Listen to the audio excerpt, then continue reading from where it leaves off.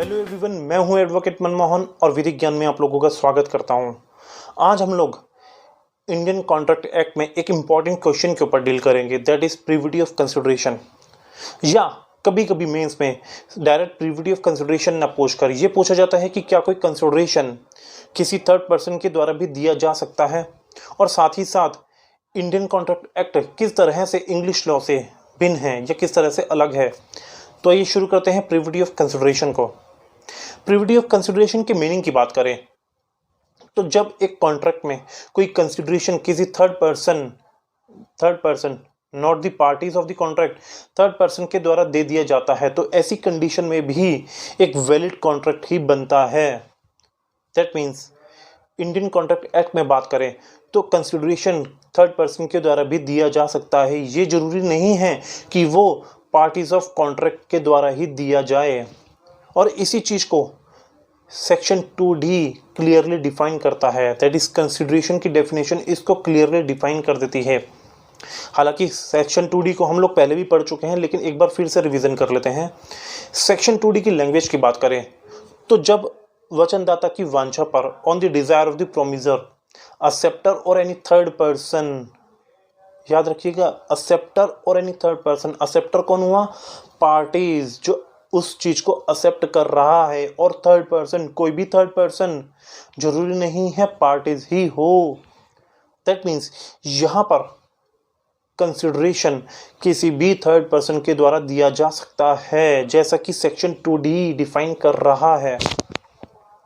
एक बार फिर से इसी डेफिनेशन को मैं पूरा का पूरा रिपीट कर देता हूं। जब वचनदाता की वांछा पर on the desire of the promisor, acceptor और एनी थर्ड पर्सन कोई एक्ट कर चुका है पास्ट में, या उसे करने से एब्सटेन रहा है, या कोई एक्ट करता है या करने से एब्सटेन रहता है प्रेजेंट, या उस एक्ट को करने या करने से एब्सटेन रहने का वचन देता है, दैट मीन्स फ्यूचर में पहुंच गए, तब ऐसा एक्ट, ऐसा एब्सटेंट और ऐसा प्रॉमिस उस प्रॉमिस के लिए प्रतिफल है। किस प्रॉमिस के लिए? जो हमारे प्रोमिसर ने दिया है, उस प्रॉमिस के लिए प्रतिफल है, उस प्रॉमिस के लिए कंसिडरेशन है। दैट मीन्स ओवरऑल ये कहा जा सकता है कि इंडियन कॉन्ट्रैक्ट एक्ट में कंसिडरेशन किसी भी थर्ड पर्सन के द्वारा दिया जा सकता है।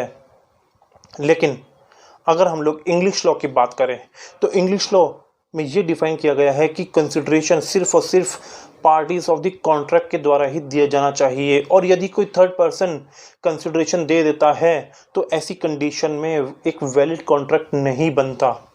लेकिन इंडियन कॉन्ट्रैक्ट एक्ट में थर्ड पर्सन के द्वारा दिया गया कंसिडरेशन एक वैलिड कॉन्ट्रैक्ट बनाता है, और इसी को लेकर एक बहुत ही लैंडमार्क जजमेंट आया, that is Chinnaya versus Ramaiya 1882 Madras का केस। इस केस के एक बार मैं फैक्ट बता देता हूं कि क्या हुआ इस केस में। इस केस में एक बुजुर्ग लेडी थी, उन्होंने अपनी पूरी सारी की सारी प्रॉपर्टी अपनी बेटी को गिफ्ट, रजिस्टर्ड गिफ्ट द्वारा दे दी, और ये कंडीशन लगाई कि वो हर साल अपनी मौसी को 653 रुपये देती रहेगी। मौसी कौन? उसकी मदर की बहन को 653 रुपये देती रहेगी, और उसकी बेटी ने उसी टाइम उस रजिस्टर्ड के ऊपर साइन की और 653 रुपये देने का प्रॉमिस किया, लेकिन उसने वो अमाउंट पे नहीं की। जो प्लेंटिफ थी वो सूट फाइल करती है, जो डिफेंडेंट था उसने ये तर्क दिया कि जो कंसिडरेशन है वो उसकी माँ के द्वारा दिया गया था, न कि मौसी के द्वारा, इसलिए वो 653 रुपये देने के लिए बाउंड नहीं है। लेकिन कोर्ट ने डिक्लेयर करते हुए ये कहा कि जो प्लेंटिफ है वो प्रतिफल से जो कंसिडरेशन है उसको तो नहीं जानती थी, लेकिन वो कॉन्ट्रैक्ट को जानती थी, और अगर वो कॉन्ट्रैक्ट को जानती थी तो इट इज़ अनमेटीरियल कि कंसिडरेशन किसने दिया है, और डिफेंडेंट को 653 रुपये देने के लिए लायबल किया। अब आप यहाँ कहेंगे कि जो माँ है वो तो सेकंड पर्सन है क्योंकि कॉन्ट्रैक्ट प्रॉपर्टी उसने दी। नहीं, यहाँ पर सूट फाइल किसने किया? उसकी मौसी ने किया। किसके अगेंस्ट में किया? उसकी बेटी के अगेंस्ट में किया। दैट मीन्स पार्टीज कौन हुए? मौसी और उसकी बेटी, और कंसिडरेशन किसने दिया था? उसकी माँ ने। दैट मीन्स जो माँ हुई वो थर्ड पर्सन हुई, और यहाँ पर भी इंडियन कॉन्ट्रैक्ट एक्ट में भी जो थर्ड पर्सन होता है अगर वो कोई कंसिडरेशन दे देता है तो वो वैलिड कॉन्ट्रैक्ट की कंडीशन में आता है। और प्रिविटी ऑफ कंसिडरेशन के बारे में इतना ही। आई होप आप लोगों को ये टॉपिक अच्छे से क्लियर हुआ होगा। और इस टॉपिक में इतना ही। Thank you so much.